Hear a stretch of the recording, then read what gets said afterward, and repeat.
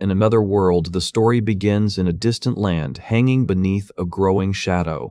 He explains that to defeat the resurrected demon lord, God reincarnated him and named him the hero. Yet despite that grand fate, he ends up overwhelmed as several girls crowd around him and leave him utterly flustered. He stands in the arena with sword in hand while the surrounding knights hesitate, making the pressure around him impossible to miss. The officials praise him for facing the elite knights alone and proclaim that he truly is the hero chosen by God.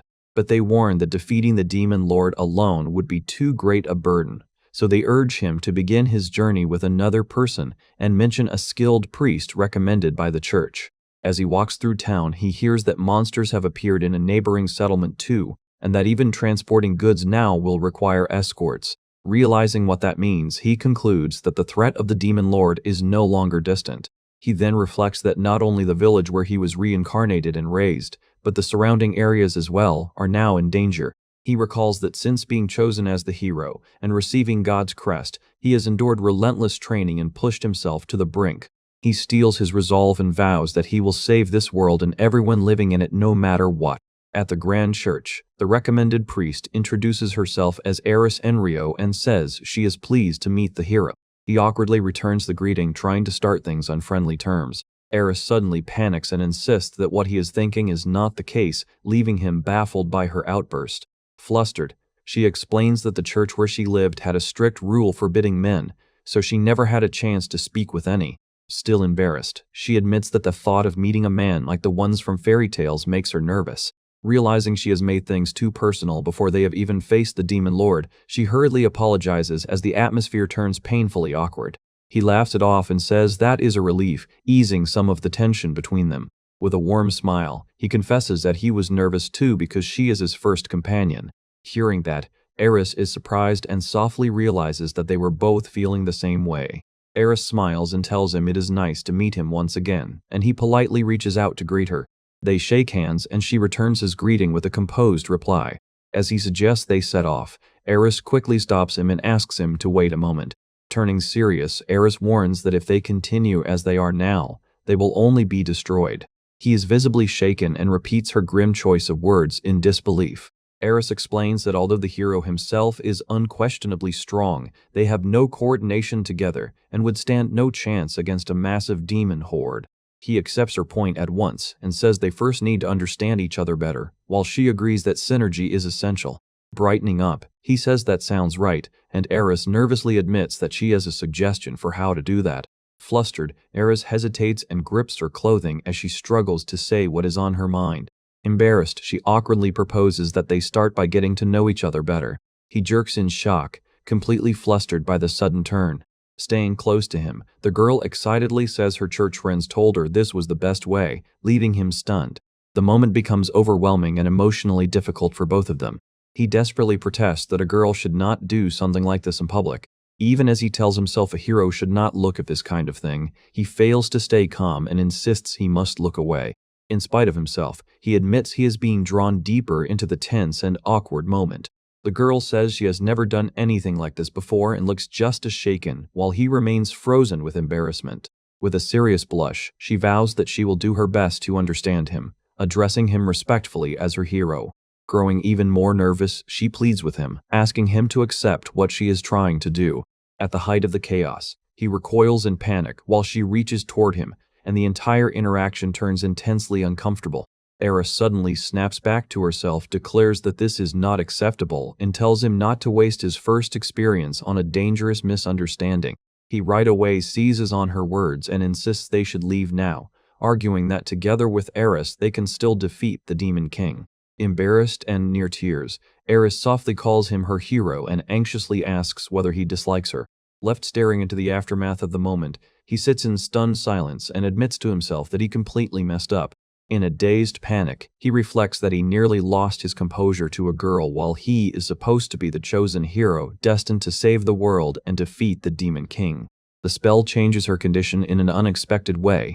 Clutching his hero's crest, he reminds himself that he is the hero and vows he will never again give in to temptation. When Eris timidly calls out to her hero, he turns back in surprise and asks what she means. Looking embarrassed but earnest, Eris admits she still has much to learn about him. With shaken uncertainty, she asks if he could please teach her one more time. Flustered and overwhelmed, the hero falls silent and decides he will start again tomorrow. At that time, he has no idea that defeating the Demon King will not be the hardest part of his journey from this town. He realizes the true danger waiting for him comes from improper traps set in his path. In the village, someone warns him that if he really is a hero, then he will die soon.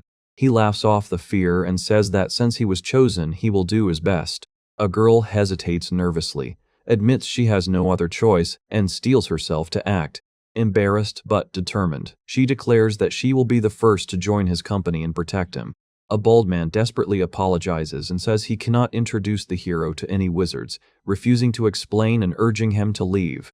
Standing alone outside, the hero realizes this is already the 5th rejection.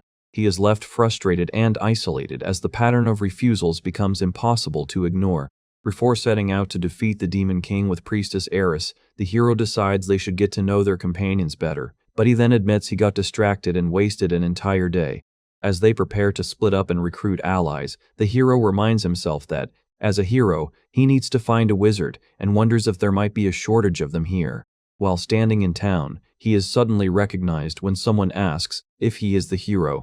He turns to find a cheerful witch-like girl calling their meeting a remarkable coincidence. Shocked, the hero realizes it is Lissa, greets her after a long time, and awkwardly tells her not to get too excited because it is embarrassing. He explains that this girl is Lissa Lumiere Longstream, the daughter of Count Lumiere Longstream from the territory where he was reincarnated, and that she used to be his childhood friend. Lissa proudly declares that she is a wizard and the top graduate of the Magic Academy, leaving the hero startled by her sudden confidence. The hero is impressed by her being the top graduate, and Lissa happily adds that this has brought her many offers from the country and various guilds. Trying to stay calm, he says that everyone wants talented wizards like her, and admits that they really are short on wizards. Seeing his need, Lissa says that if he truly wants her, then perhaps she could join him as a companion, leaving him caught off guard. Lissa corners him with a smug smile, pointing out that he has already been rejected by 5 places and saying she might consider helping if he asked properly. The hero turns in shock and demands to know how she even found out he had been rejected, especially by exactly 5 places. Flustered, Lissa insists it is only a hunch, then nervously admits she has been moving around the guild to keep other people from being introduced to him. She suddenly accuses him of making Priestess Eris his companion, while he can only stare back in confusion.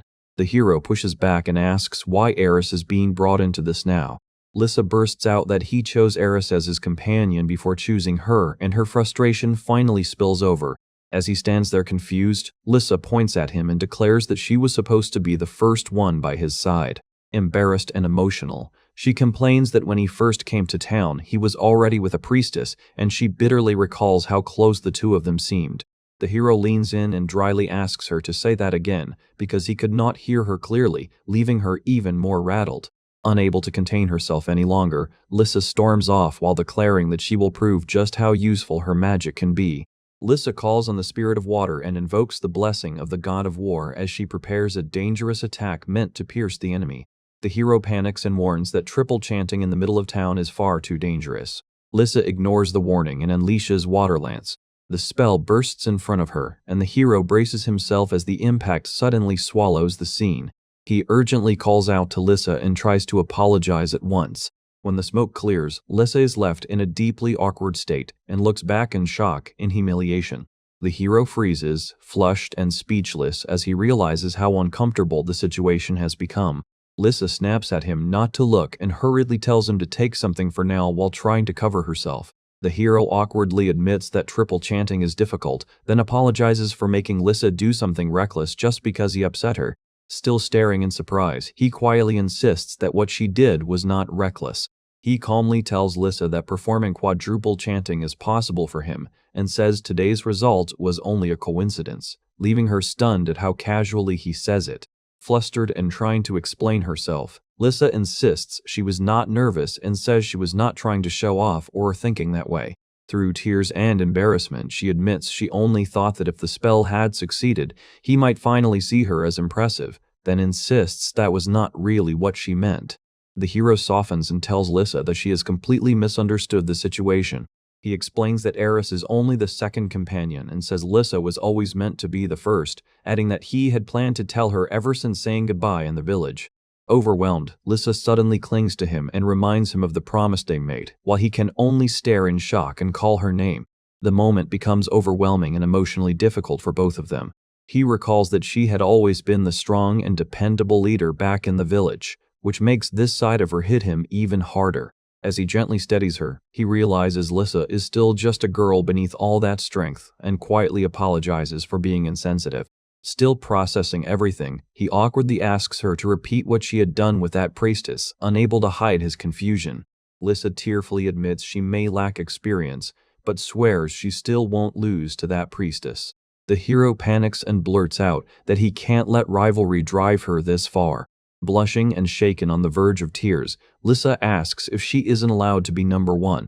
The hero freezes in misery, realizing he has made yet another terrible mistake, while Lissa turns away in silence. His thoughts spiral as he grasps how bad this is, remembers he is still the hero, and fears ruin if anyone learns he behaved improperly with the Count's daughter and gets him cast out. Trying to contain the fallout, he nervously asks Lissa to keep this only between the two of them. At that exact moment, the priestess appears behind him with a calm smile and sheer terror grips him. He jolts at the sound of her voice, and the panic on his face is impossible to hide. In the crushing silence, a suspicious voice coldly asks who she is. Outside beneath the night sky, a group notices someone nearby, and one of them sharply demands to know where that woman went.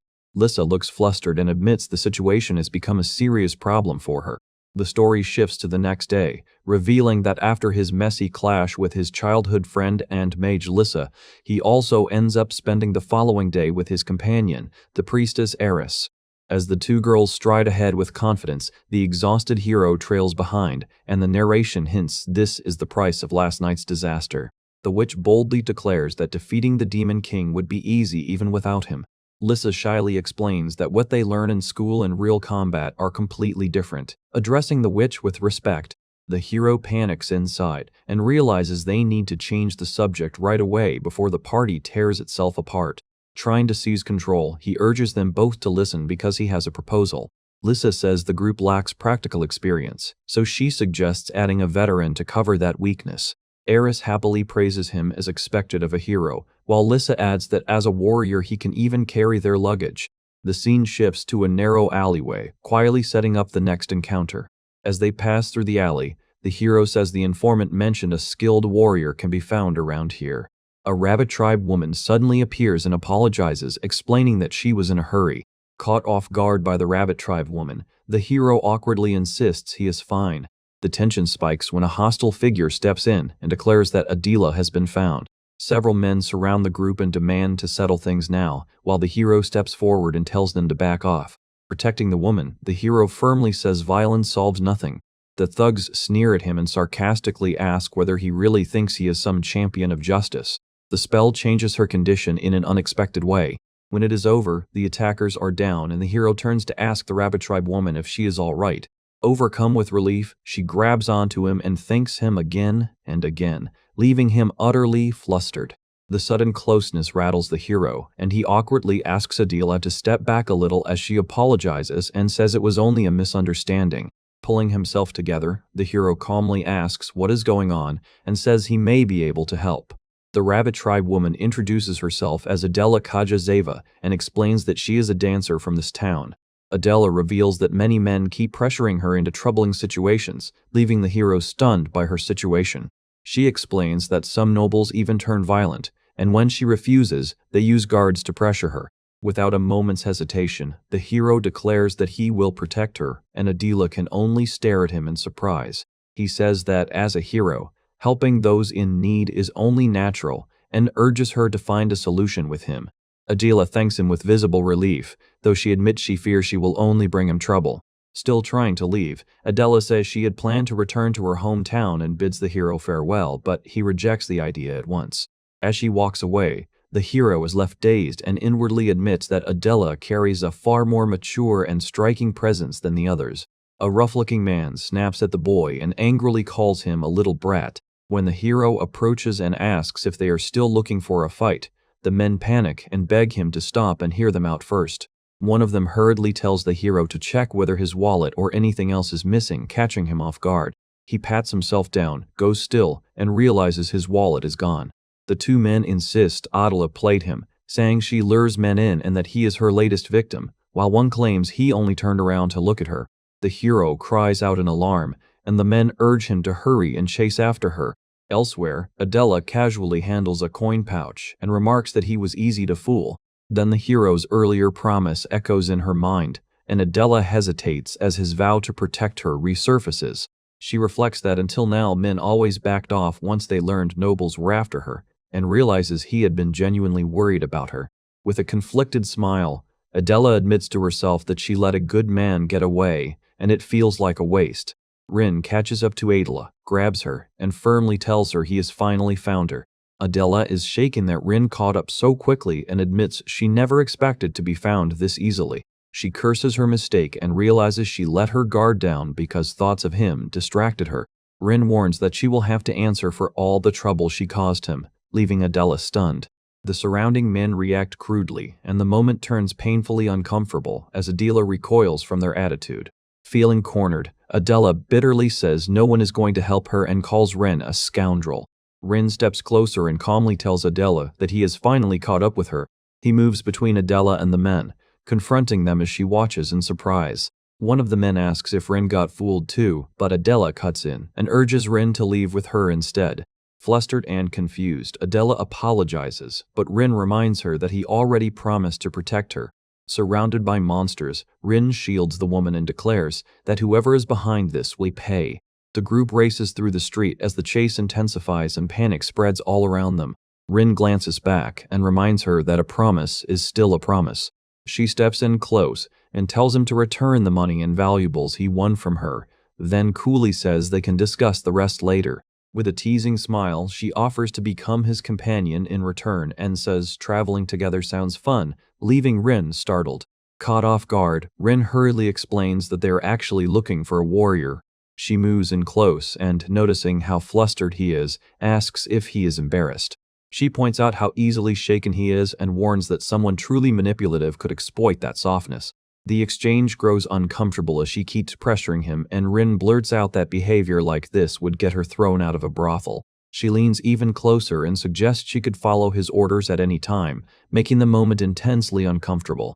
Rin freezes in panic as she tells him to just imagine it, and the discomfort instantly shows on his face.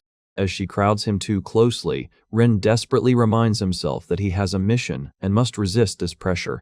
He tries to steady himself, but she notes that he is surprisingly stubborn and refuses to back off. With a confident smile, she says she will slowly wear down his resistance until he gives in, and the moment grows even more uncomfortable. The two women suddenly react to his explanation with disbelief, repeating that he is looking for a male warrior. Rin panics and realizes he has blundered again, while he awkwardly tries to explain that Adela is not what they think, and she cheerfully introduces herself. Adela clings to him and teasingly says it was adorable when he blushed and politely begged earlier, leaving Rin completely overwhelmed. The nun calls out that they need to talk with the hero, while the witch angrily demands an explanation as well. The scene shifts as the group arrives in a forested area, and the day's objective is to gather medicinal herbs. As they begin the task, the two women make it clear they want very different things from the outing, with one focused on deepening their friendship and the other quietly pursuing her own agenda. Lissa eagerly throws herself into the herb-gathering plan and urges the hero to collect everything together, while Rin jolts at her sudden closeness. Rin falls silent for a moment before bluntly telling Lissa to take the work seriously. Trying to regain control, Rin reminds himself that his second priority is training himself to resist pressure. As the air stays uncomfortably tense, Rin decides he cannot keep yielding to this kind of pressure, while a bystander anxiously senses things are only getting worse. Caught between the two women, Lissa burns with determination and declares that this is her chance to shine and surpass her rivals. But once she starts searching, Lissa quickly grows frustrated and complains that all the herbs look exactly the same. Seeing her struggle, someone calls out that Eris surely knows a lot about medicinal herbs. Eris right away steps in beside Rin and starts helping with the gathering, while Lissa can only watch from the background in frustration. Eris explains with a smile that medicinal herbology is a required subject in the church. Eris then offers a leaf to Rin and cheerfully tells him to try eating it. Eris happily nibbles the leaf herself first, showing Rin that it is safe to eat. She brightly tells Rin that the leaf will freshen his mouth, while Lissa watches the easy exchange with growing irritation. Lissa breaks into a sweat and realizes that if this keeps going, she is going to lose her chance. Trying to turn things around, Lissa claims that on the far side of the mountain there is an incredibly delicious and extremely rare animal. She eagerly urges the hero to come try it, boasting that it is a flavor worth bragging about, while Eris looks on in surprise. Adela reacts with sudden excitement and declares that she will go look somewhere else instead. Rin right away notices her slipping away and calls out to Lissa in alarm. The spell changes her condition in an unexpected way. A moment later, Adela calls to the hero from the bushes and asks him to give her a hand for a moment. Rin pushes through the herbs toward her and asks what is wrong with Adela. Adela suddenly grabs onto Rin and says she will handle things, catching him completely off guard as the moment turns painfully awkward. She then suggests that being out in the open would make it even more reckless, pushing the situation somewhere even more inappropriate. Rin hurriedly pulls the situation back under control and tells Adela she needs to take herb collecting seriously. He insists that he kept himself in check and declares that he is not the same man he was yesterday. Since she is too bored and says she cannot tell the difference between the herbs anyway, Rin asks Adela to help by searching for the specific medicinal herbs instead. A guide points out that the herb is an extremely rare medicinal plant that only grows beyond those mountains, and Adela is stunned by how far away that is. The explanation continues that bringing it back to the guild would dramatically raise Hiro-sama's reputation. Hearing that, Adela quietly asks Rin whether he would be happy if she managed to bring back that medicinal herb. Rin awkwardly tells her that of course he would, though he hesitates and starts to object about doing it today. Before he can stop her, Adela brightly declares that she will treat it as part of her training and go gather the herb for him herself. Rin suddenly notices Adela slipping through the trees and calls out to her in surprise. Even so, he reminds himself that today was supposed to be about strengthening their bond. Rin forces a smile and agrees they should continue gathering herbs for now, deciding they can deal with everything else later. He abruptly rushes toward Adela, startling her as he calls out to Hiro-sama in alarm. Rin panics and realizes the place Adela went to is dangerously hot, leaving him visibly shaken. When she asks why, Rin nervously admits he forgot to mention something important. He explains that the medicinal herb Adela ate earlier is the problem, while she listens without understanding. Rin then reveals the herb has a dangerous side effect, and his shock turns into desperation as he wonders how to stop this. He hurriedly explains that the herb reacts in a deeply uncomfortable way, while Adela innocently says it should not be a problem if he just lets it happen. Rin right away recoils and tells her not to come any closer, warning that if she touches him now, he will lose control. Adela grabs his clothes and says Hiro-sama only has to stand there and let her handle it, making the moment feel uncomfortably personal. Rin freezes in shock and embarrassment while Adela quietly asks if he will let her help him. When Rin reacts in confusion, Adela lowers her head and blames herself for leaving Hiro-sama in this state. She then says that since the other two are not around, they can deal with it in secret, which sends Rin into complete disbelief. Rin nervously wonders if this was all planned, and Adela cheerfully insists it is only a coincidence. Trying to make sense of it, Rin reasons that Eris would never let something this inappropriate happen out in the open, and Adela timidly agrees that she would be furious. Adela pleads for him to let her help, and the atmosphere tightens even more as she offers to assist him in a troubling way. At that exact moment, Lissa and Eris appear nearby, staring at the scene with instant suspicion. The two demand to know what is happening, and both Rin and Adela panic as they hurriedly insist that nothing improper is going on. Rin is left internally screaming as he realizes he has once again made a terrible mess of the situation. Adela cheerfully announces that she is skipping the item box and calls Eris over to look at what she is doing. Adela points out that there was a dragon on the way and asks if this makes the situation look dangerous enough, then casually says she gathered all the herbs from the mountain. Rin panics and says not to use them all at once, arguing they should save some for later because herbs will become scarce and they may need them for a future emergency, while Adela bluntly says she does not know any cooking methods beyond roasting for dragons. Rin forces an awkward smile as he tries to respond, but he is clearly still rattled by everything that just happened. As the group reacts in confusion, Rin wonders if he and Adela somehow deepened their bond a little. He right away realizes that was a terrible thought, decides he cannot let his guard down again, and starts thinking about how to outsmart the two girls, while the narration bluntly notes that they definitely did not deepen their bond. The scene shifts underground for coordination training where Adela unleashes Water Lance and proudly asks Rin how her magic looked and whether he saw it properly. Lissa and Eris protest that this does not feel like training at all and warn Adela not to charge ahead by herself. Adela smugly says it looks like she might have been the only one needed after all, while Rin notes that this side of Lissa feels fresh to him. Rin quietly calls out to Lissa, and Adela turns with a bright smile and asks what it is. Rin stops Adela from rushing off alone, warning her not to act by herself. Lissa sharply insists that they are supposed to be doing coordination training, clearly irritated by Adela's behavior. Adela confidently declares that defeating all the enemies herself should be enough, while Rin is left startled by Lissa's reaction. Adela runs ahead and boldly says she will prove she is the most reliable, but Lissa urgently tells her to wait. The ground suddenly gives way beneath Adela, and she crashes down through the collapsing floor. Lissa freezes in shock as she watches Adela drop into the darkness below. The cave continues to crumble as Lissa and Eris call out an alarm for Rin to save her. A deep shaft opens beneath them, revealing just how far Adela has fallen. At the bottom, Adela realizes she has dropped a considerable distance and sits amid the debris. Flushed and tense, Adela notices that Rin is very close, and the moment turns awkward. Adela, flustered and frustrated, admits that more importantly, she cannot believe she got caught in such a simple trap. Rin catches Adela in his arms and explains that he softened the impact of her fall with magic, then anxiously asks if Lissa is hurt. As they look around the pit, Adela says the boss must be close if they have come this far down and urges Rin to move quickly.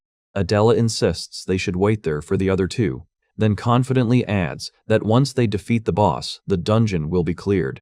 Rin points out that Eris has the map and says she and Lissa should catch up with them soon. Adela glances aside and quietly asks Rin if he really trusts Lissa that much. Adela falls silent with a shattered expression, and Rin notices the change and calls out to Lissa in confusion. The two suddenly spot something strange rising ahead of them from the ground. A huge mass of slime bursts upward before them, and both of them recoil in alarm. Staring at the creature, Adela realizes this chamber belonged to the boss, and Rin blurts out in shock that the boss is a slime. As the slime surges overhead, Rin urgently calls for Lissa to fall back at once, but Adela refuses to retreat. Adela declares that once they defeat this monster, the dungeon will be cleared, and she insists Rin should finish it quickly while she supports him. With fierce determination, Adela blames herself for the mistake and vows to make up for it by ending the fight herself. She right away casts Water Lance at the boss. The spell lands, but the huge slime simply absorbs the attack and looms over them without slowing. Adela freezes in disbelief, only able to let out a stunned reaction as Rin watches tensely beside her. The ground and air suddenly distort around them, and they realize in alarm that they have stepped into an anti-magic zone. Seeing danger closing in, Adela shouts for Rin to dodge right away. Before she can escape, the slime's attack traps her and the situation turns deeply distressing as she cries out in shock. Adela winces and struggles in distress as the pressure on her grows harder to ignore.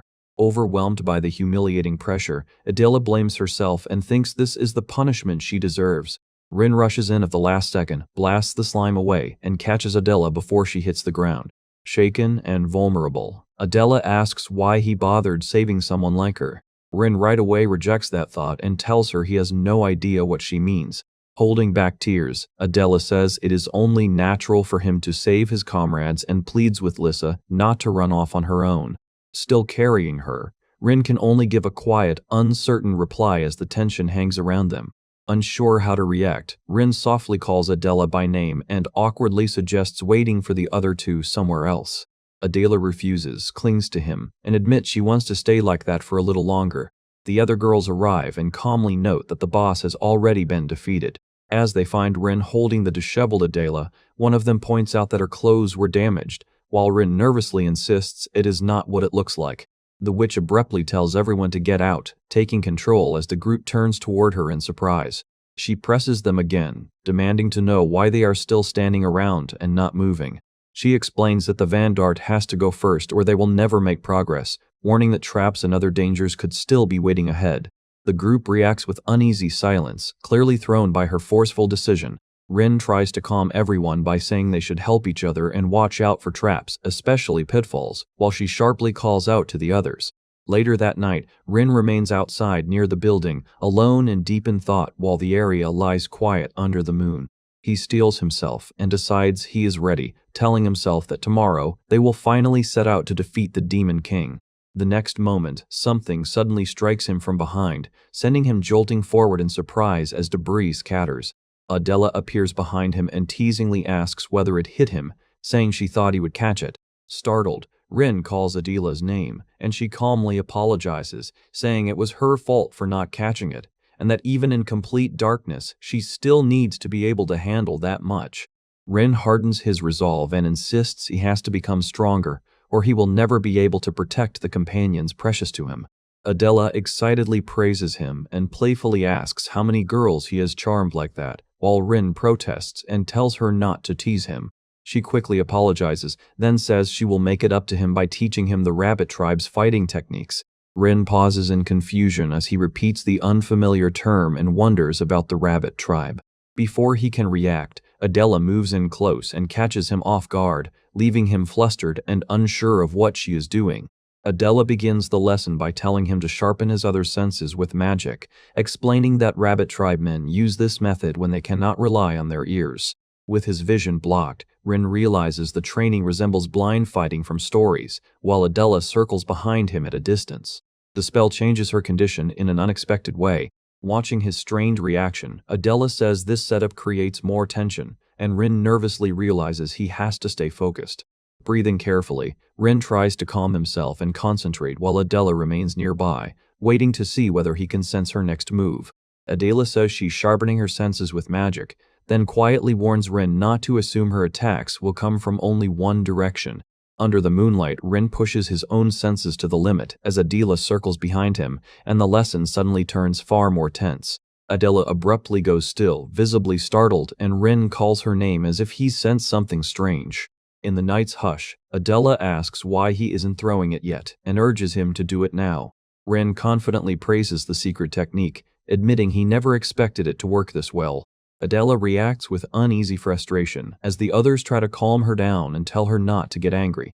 Rin cheerfully says this should be the part where they're both happy he's getting stronger. When asked whether he can dodge this, Rin eagerly accepts the challenge and tells Adela to come at him. What happens next catches Rin completely off guard, leaving him shaken and on edge. The spell changes her condition in an unexpected way. Adela presses even closer and realizes her last move isn't affecting Rin the way she expected, making everything even more awkward. Adela reminds Rin he learned this technique last night and asks why he isn't dodging, while Rin admits his sharpened senses are only making this harder to endure. Overwhelmed, Rin desperately orders himself to stop thinking about the unbearable distraction and focus on literally anything else.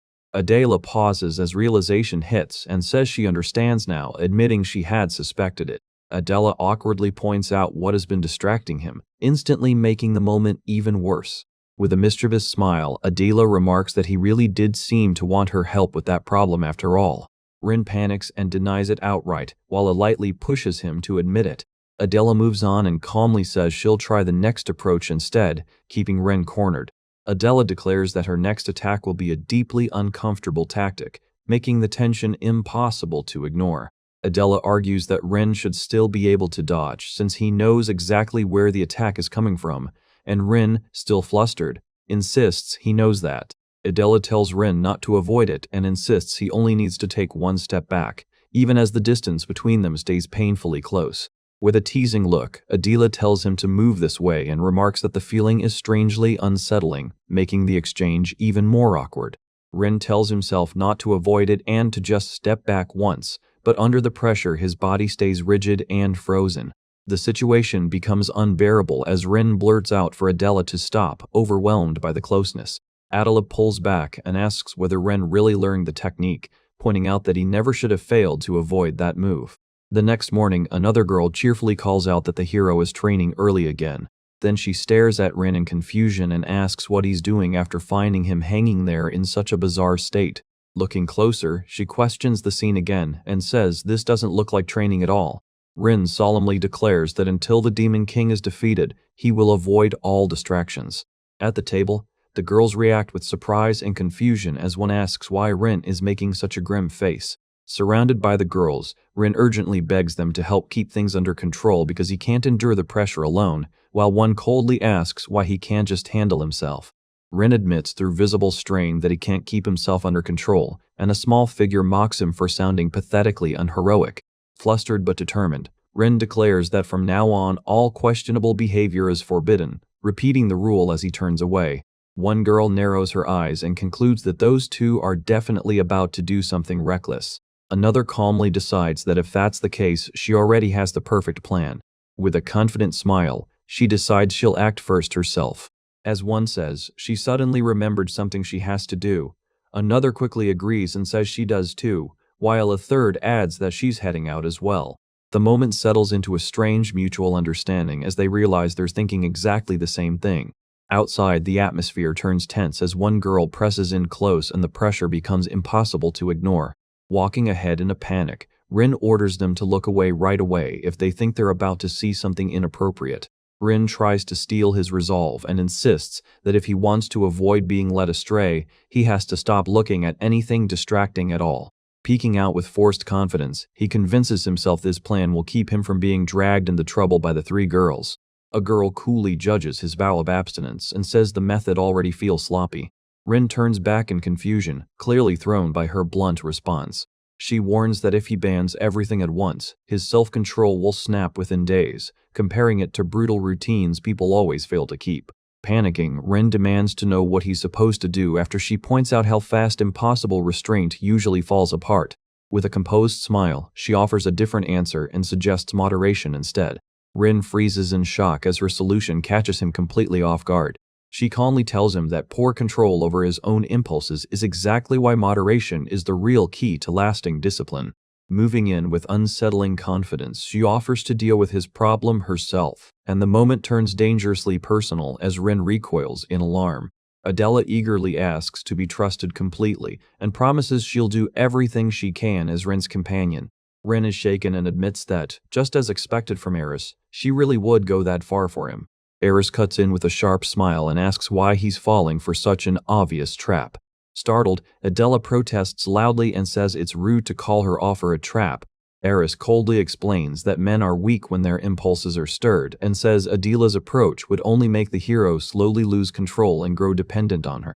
Adela clicks her tongue in frustration and mutters that she was so close, making Rin even more alarmed. With teasing confidence, the other girl insists that moderation has benefits, but says she alone should be the one involved, making the moment deeply uncomfortable. She presses her case by saying even the hero seems to agree and argues that if this is unavoidable, it should at least not become excessively overwhelming.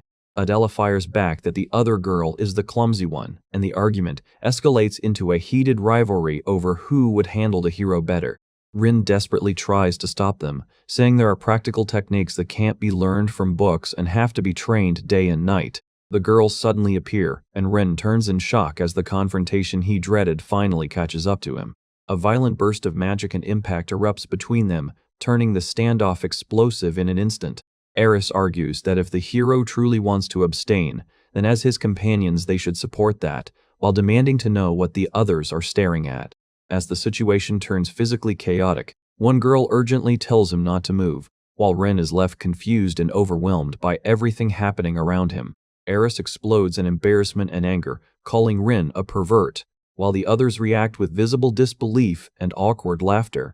The argument flares hotter as one accuses the other of trying to cut in line, while the other snaps back that she has no right to talk and insists she's only here because of him. Completely fed up, Rin finally shouts for them to give him a break. Later, in a tavern-like setting, Rin slumps over a drink and bitterly reflects that this is how the whole mess began.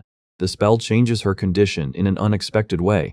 After hearing him out, she tells Rin that talking once already seems to have helped, and he answers with renewed resolve that he'll do his best to remain abstinent. The three women approach with determination, deciding they should defeat the Demon King quickly, while one says it's her duty to follow the hero and another notes that he must be serious in his own way. One of them boldly declares that she'll abstain together with Rin until the Demon King is defeated. Another agrees, and Adela casually greets him as they close in.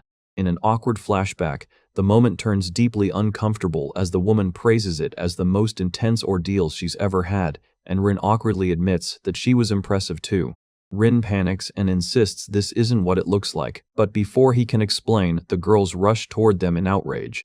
The narration explains that to obtain the relic witch's ring, which increases mana points, Rin came to the mansion where the witch had lived in life. The group splits up for other errands, with Eris summoned by the church and Adela heading to the casino, while someone also mentions the autumn festival.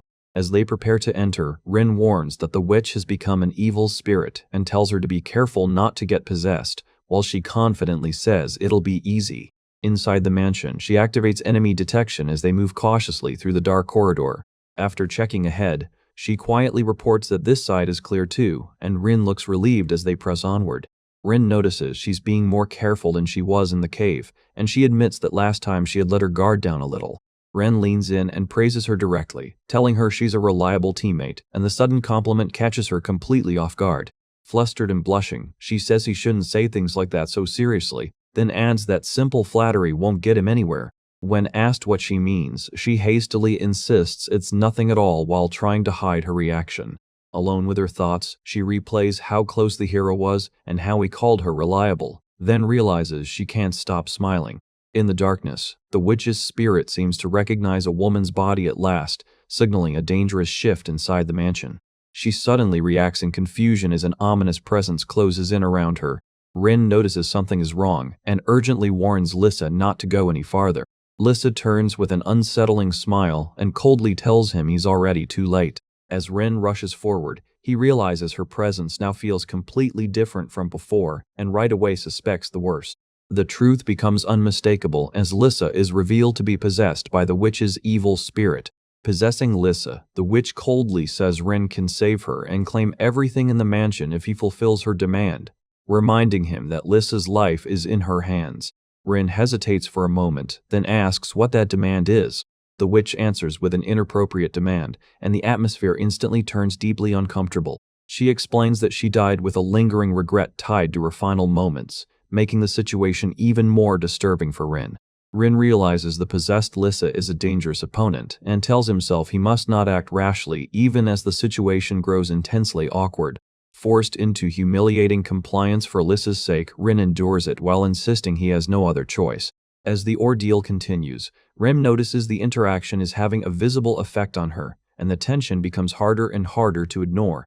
The witch mocks Rin for reacting so strongly, accusing him of losing composure while he struggles to stay in control. With a smug look, she says she'll have to silence his insolent attitude herself as the encounter turns even more inappropriate. She taunts him again, comparing his behavior to a trained pet and openly ridiculing how obedient he has become. Rin calls out to Lissa in alarm, asking if she is okay, still reeling from what just happened.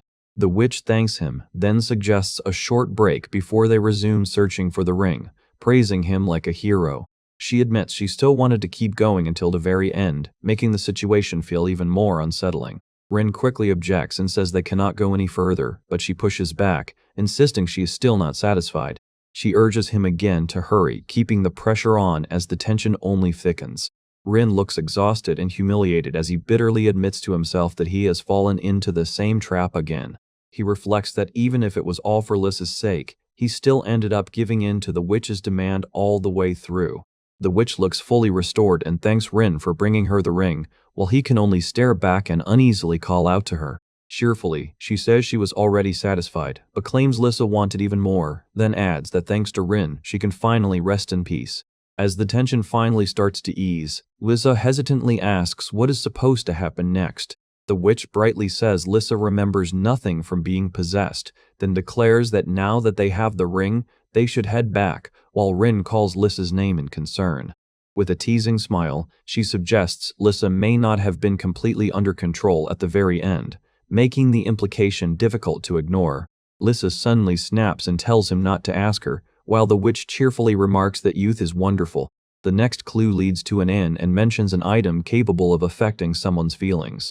Adela reveals an obviously cursed item, explains she won it at the casino, and admits she had considered secretly using it on a man, despite asking to speak with Ren alone. She urges Ren to take the item quickly while he hesitates and starts to object. The curse activates instantly, leaving their hands stuck together as Adela smiles and Rin recoils in shock and embarrassment.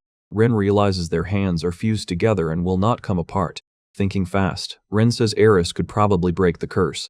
Adela agrees but warns that explaining this to Eris is going to be difficult, and the mood instantly turns awkward.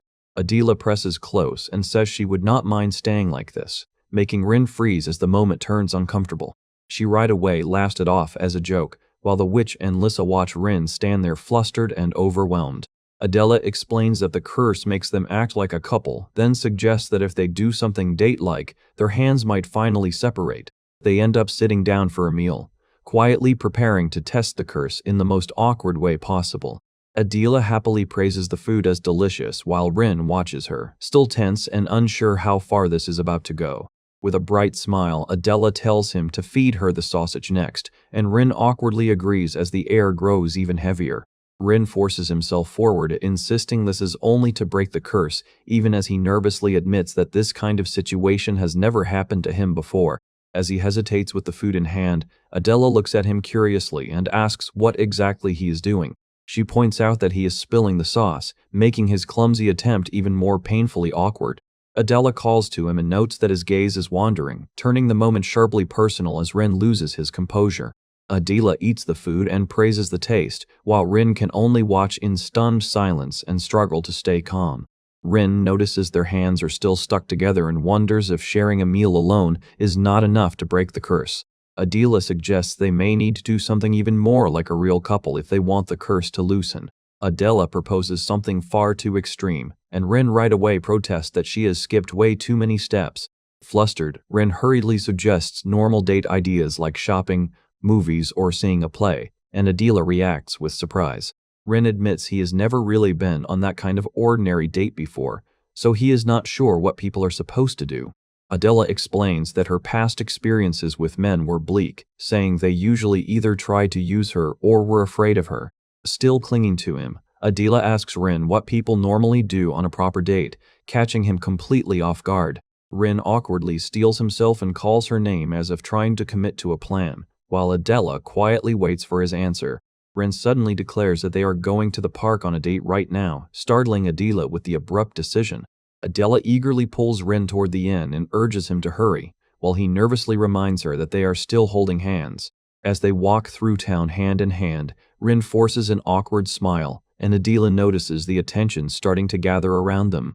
Rin points out the view over the entire city and even shows her the mountain where they once gathered medicinal herbs together. When Adela questions the hand-holding, Rin stiffly insists that walking like this is simply part of what their date is supposed to be. Seeing other couples around them, Adela quietly notes that they seem to be doing the same thing as everyone else. Rin tries to reassure her by saying the outing is supposed to be enjoyable, but Adela only grows more uncertain. With a strained expression, Adela admits she does not understand what is supposed to be fun about this at all. Rin looks up at her in surprise as she observes that both he and the people around them seem to be enjoying themselves. Left alone with that thought, Adela concludes that she is the only one who is not enjoying the date. Flustered and uneasy, Adela admits that the whole situation feels a little uncomfortable for her. Adela notices that Rin's hand is sweating badly while they keep holding hands, and his tension becomes impossible to hide. The moment becomes overwhelming and emotionally difficult for both of them. Trying to keep it together, Rin says they already got a guide map at the inn and insists they should still be able to have fun and act like a couple. Adela suddenly reacts to something, and Rin turns back warily as he asks what caught her eye. With an unexpectedly bright smile, Adela confesses that she is actually extremely nervous. Embarrassed, Rin quickly tells her to forget it, says they should move on to the next place, and decides they should just follow the guide. They continue through a busy area, where the outing draws even more attention and leaves Rin increasingly flustered as Adela stays close beside him. After wearing themselves out, Rin collapses and admits he is exhausted, while Adela reflects that dating drains energy in a completely different way. Still trying to sort out her feelings, Rin asks whether Adela did not enjoy the outing, at least a little while they were acting like a couple. Put on the spot, Adela stiffly looks down at him and asks for his answer, leaving the mood tense and uncertain. Adela suddenly stumbles into him and blurts out in surprise that he is heavy, while the abrupt contact makes the moment even more awkward. Adela quietly says that if he suddenly claimed this was how normal couples act, she would not really believe him because she thinks men often use that excuse to mislead someone. Lying there in embarrassment, Rin admits that she has a point and says that is unfortunate. Adela says that if the hero had invited her, she would not have misunderstood anything, revealing a more sincere side of her feelings. With a soft expression, Adela simply thanks him. Ren falls silent for a moment, then awkwardly says that is good, though his stunned face shows he is still rattled. As their hands remain linked, Rin nervously points out that they still have not let go and asks what they should do now. Adela says there is only one thing left to do, and the atmosphere instantly turns dangerously personal. Smiling at him, Adela says it is her way of thanking him for today, and implies she will speak with him later at the inn, making the exchange feel deeply uncomfortable. The scene shifts to the next day, as Ren recalls returning early that morning and remains troubled by what happened. Ren heads into a confessional, a place where people can anonymously share their worries and regrets. Following Eris's recommendation, Ren kneels inside and prays for someone to hear the concerns weighing on him. The nun warmly invites him to go ahead and tell her everything. She senses that the hero never gets time to himself and must be carrying many worries all alone. She decides that if she listens to him hearing confession, they can sort those problems out afterward. Delighted by Eris's insight, she praises her perception and decides Eris is exactly the kind of companion she needs. She eagerly says yes and asks what he wants to confess. Rin bluntly admits that he is thinking about quitting being a hero, leaving her stunned. Rin explains that he has been wrestling with this for a while because even though he has a duty to defeat the Demon King, he feels guilty every time he ends up getting too close to his companions. Just as she softly begins to respond, Rin is startled when she tells him that his confession is actually wonderful. She explains that an ordinary person chosen as a hero would usually grow arrogant and reckless. She tells Rin that the fact he feels responsible for his actions already proves he has the qualities of a true hero. Overwhelmed by her words, Rin thanks her and breaks down emotionally. As Rin cries, she is left wondering if she has moved him to tears. Rin says he actually feels much better after talking about it, and explains that Priestess Eris from his group was the one who led him to this place. Hearing that, she remarks that Eris sounds like a kind-hearted woman. Rin then admits that lately he has started thinking Eris might actually have a hidden side, leaving the nun visibly shaken. She quickly suggests that may just be his imagination and urges him to remember Eris's good qualities instead. Rin points out that Eris handles all the cooking and sewing for the party while the others look on. He adds that Eris also takes care of the group's administration and finances, while in the background the party's usual chaos continues around her. Rin says he already owes Eris a great deal and feels it would be wrong to speak badly of her, though he admits her behavior can sometimes feel troubling. Hearing that, the nun eagerly says she wants to hear more good things about Eris and thinks recognizing her many virtues could improve Eris's image. Rin awkwardly reveals that every morning, Eris is the first to wake him in a way that makes the situation feel uncomfortably personal, then quickly says there are other things to mention besides that. He recalls that Eris's morning attention often becomes overly familiar, making the atmosphere tense and difficult for him to handle. The memory continues with Eris greeting Rin warmly as soon as morning comes, reinforcing how direct and personal her behavior is.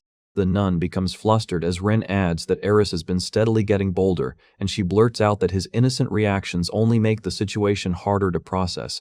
Embarrassed, Rin says it is nice to be praised, but he also points out that people in this area are usually strangers, as if trying to explain why the situation feels unusual. The nun starts to panic and thinks that if someone else were to learn about this, she would not know how to respond. When asked whether something is wrong, she hurriedly denies it, but her reaction shows the topic has clearly shaken her. Overwhelmed, she is left shaken with mixed emotions and can only think that the intensity of this happiness is almost unbearable. The nun sits alone in a daze, troubled by the lingering thought that the hero has once again revealed something far too personal. A sudden thud shatters the silence, and Rin jerks toward the door at the sound. Rin calls out in concern, asking if everything is all right after hearing the impact. Eris appears with a strange smile, and Rin freezes in shock when he sees it as her. She apologizes and says she will get help at once, still calling him Hiro-sama with formal respect. Wearing an uneasy look, Eris asks him to step into the confessional and urges him inside, making the air feel strangely tense. As she moves away, Rin is left flustered, thinking to himself that this is happening again.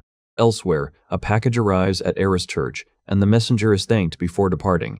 Inside is a magical item said to affect men, presented as unusual clothing, and the mood instantly turns awkward.